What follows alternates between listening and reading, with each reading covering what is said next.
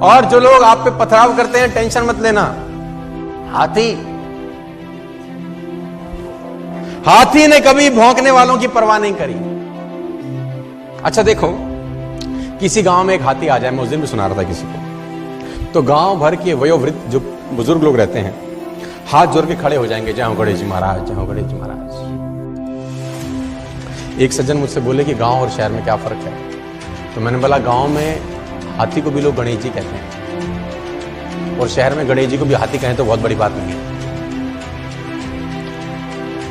और मुझे नहीं लगता कि हाथी के सिवा कोई दूसरा पशु ऐसा है जिसके आगे इतने हाथ जोड़े जाते हैं, मुझे नहीं लगता। लेकिन एक दूसरी विडंबना यह है कि जितने हाथ जोड़े जाते हैं वो और किसी के नहीं जोड़े जाते, और जितने भौंकने वाले इसके पीछे लगे रहते हैं किसी और के नहीं लगे रहते। गलत तो नहीं कह रहा। जितने हाथ जोड़े वाले इसके सामने खड़े रहते हैं उतना किसी और के नहीं, और जितने भौंकने वाले इसके पीछे रहते हैं किसी और के नहीं। गांव भर के वयोवृद्ध हाथ जोड़े खड़े होंगे और भौंकने वाले पीछे पड़े होंगे, तो टेंशन लेने का जरूरत। और मुझे आज तक साला ये बात समझ में नहीं आई कि कुत्तों को हाथी से तकलीफ क्या है। हमको कुत्तों की बात समझ में नहीं आती, उनको हमारी नहीं आती। अगर समझ में आती तो हम पूछते कि भैया तुम्हें तकलीफ क्या है, और कुत्ते जवाब देते तो क्या देते मैं ये भी बता दूं आज आपको।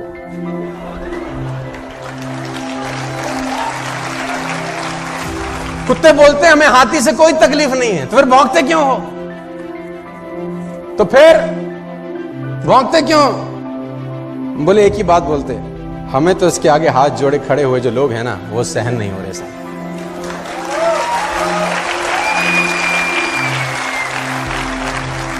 और सही बात है, जिसकी जितनी स्तुति होगी उसकी उतनी निंदा भी होगी, जिसकी जितनी स्तुति होगी उसकी उतनी निंदा होगी। स्तुति करने वाले हाथ जोड़े खड़े होंगे और भौंकने वाले पीछे पड़े होंगे।